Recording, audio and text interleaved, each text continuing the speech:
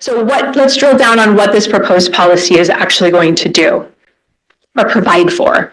It's going to establish 3 formal public comment periods for your regular meetings.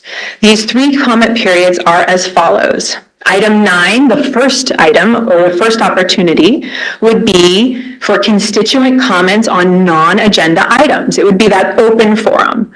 3 minutes per speaker on any topic that's not on the agenda, and that includes things that are a public hearing. You would not be able to speak on the public hearing topics. And then a total of 30 minutes, an aggregate total, but that may be extended by the council, which you always have the ability to do that, acting as a full council. Time may not be yielded to another speaker, so we're going to add clarity on that point. And there would be no online participation except where a disability accommodation is requested, as we discussed. The second opportunity for public comment at each of your regular meetings would be if a public hearing is noticed. So there would not be a public hearing on every agenda, but a public hearing may be noticed in accordance with the law when it is required. And so when you have a public hearing on the agenda, that will be the second of the 3 opportunities. You must register to participate so that records can be kept of who has participated. This is mostly important for hearings where we have to keep a record of those that participate and therefore have standing to appeal. There would be allowed online participation, online public commenting in a more broad approach than the constituent comment sections. There would be a 3-minute per speaker limit, so that would be clearly stated, and the speakers would be restricted to speak on the topic of the public hearing.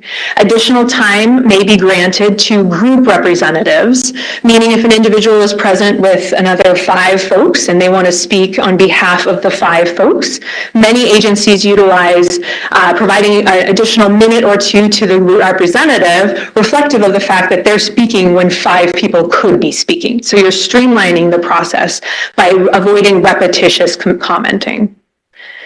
Then, when no public comments or if a public comment or public hearing is on the agenda, the third opportunity will be for constituent comments on agenda items. And these will be back-to-back, as far as I understand, based on the policy. Constituent comments on agenda items will be limited to 3 minutes per speaker on any topic on the agenda with that 30-minute aggregate. Time may not be yielded to another speaker, and there will be no online participation except where disability accommodation requests are made and levied by the clerk. So public comment would not be invited at any time outside of these 3 settings.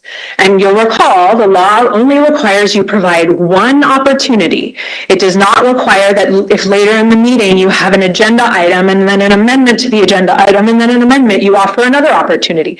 The law does not say that at all.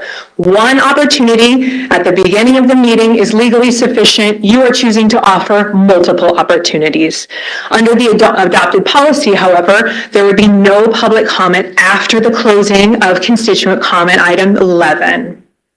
This balances prioritizing public comment at the beginning of your meeting with clear expectations, and this provides for the efficient and timely completion of your business.